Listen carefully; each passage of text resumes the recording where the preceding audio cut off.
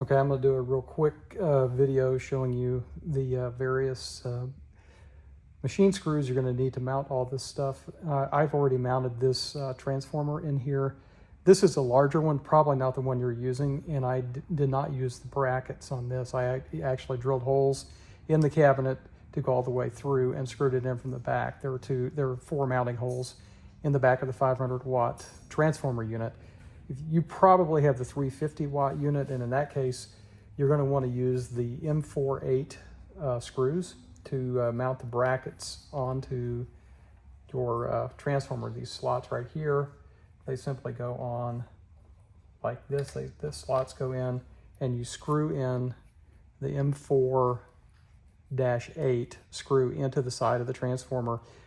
You'll notice that I've got 2 holes pre-drilled for the brackets that fit the 350-watt bracket. I did not put holes at the top. You can get by with just 2 if you'd like. For sturdier mounting, I would go ahead and advise you to mount the brackets on the other side, but you are going to have to drill some holes closer to the top of the cabinet with a drill. It's not too difficult to drill this aluminum. The one thing you're going to want to remember about that is that when you're drilling metal, to go slowly rather than fast, and use a good sharp new bit on that to go all the way through. But those will all mount with the M4-8 machine screws and bolts on the other side. So you'll have your transformer mounted. The next thing you're going to want to mount are your fans. This again uses M4 diameter bolts, but these are the M416s in your package, and those are going to go through through the outside of the cabinet. You can put a washer on if you'd like to go from the outside, but if you go up to the top of my cabinet here, I'll show you what this looks like. You're going to mount this on the inside with the wires accessible from the bottom.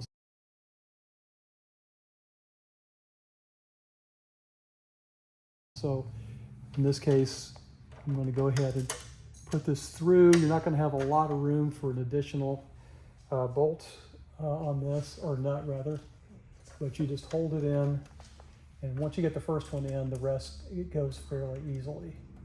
Just screw that in, and these are all pre-drilled for you. They're drilled to fit the fans that you ordered.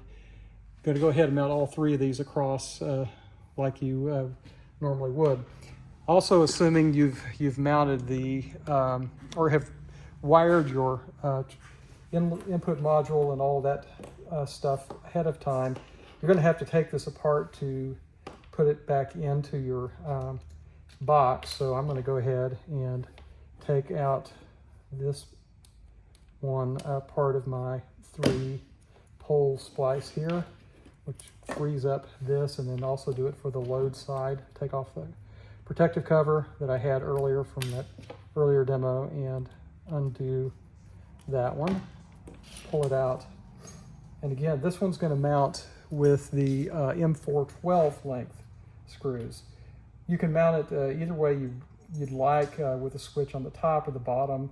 I've gone both. I feel strongly both ways on this. I've mounted with the switch on the top and the bottom, but you're going to tilt over your cabinet like this, feed your wires through, and depending on which orientation you want, top or bottom switch, you can put that in there. I think I'm going to go with the switch on the top on this one, and using the M4 12 screws, which are these shorter ones right here. I'm going to go ahead and put a washer on this because it is going into plastic, and again, the holes should fit fairly closely. Go ahead and mount that with both of the washers and screws through here.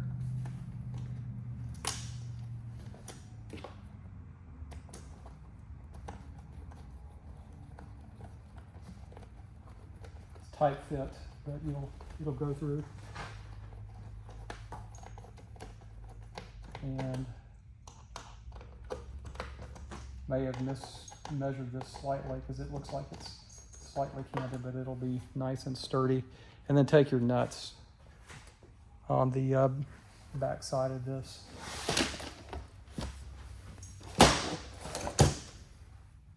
And you can take some additional washers if you'd like. Probably not a bad idea to use washers whenever you can. And put those on here and screw these. You probably have to screw these from the outside and just hold the nut because of this limited amount of space in here to put a wrench. But you can tighten those up until it's mounted firmly in there, and you've got very little extra bolts showing, so you can see what this looks like when it's been mounted. Final thing you're going to want to mount before you start wiring in earnest is the timer module. This, fortunately, is big enough you can feed all the pre-wired blocks. If you did a bench test beforehand, feed all that information through. Be sure you get the timer mounted so that it has a proper orientation with, in this case, since it's upside down, clock, the part of the timer that says clock is on the bottom here. And it has two mounting lugs on this that is fairly easy to use. It's got a little corrugated thing on the block here, so all you're going to do is hold it on one side and slide this in to the slot, and then push it down, and then that's puts it into place. You do that on both sides, and that holds that in, and then you're ready to start wiring. You've got it all figured, got it all mounted in here. To go ahead and do your other two fans and hook your wires back together.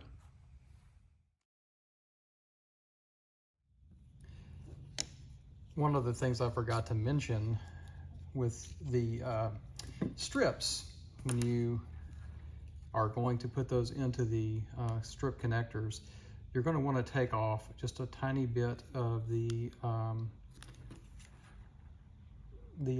adhesive on the back of this so that it'll go more easily into the strip. You can do this with a X-Acto knife or cutter, and you can actually get in under here and lift up the adhesive and clear off a piece of the adhesive off the back of the strip so that it'll go more easily, slide more easily into the connector. So you can see I'm using the edge of the blade to kind of wipe that up a little bit, clear it off completely. You don't want to go all the way through the metal covering on this, but you can see once I do this that it will slide much more easily into the slot on the connector and make full contact with the connector, which can then be closed.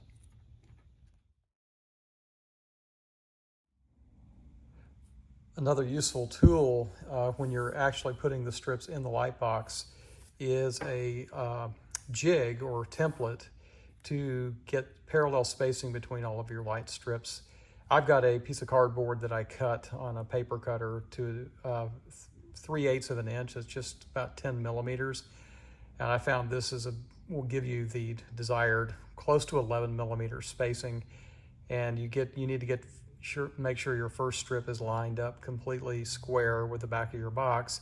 And then subsequent strips, you put this template next to it, put the next light strip on, get it positioned, and then push it down, and then you just move this to get the spacing parallel between all of your strips when you start working your way through the box.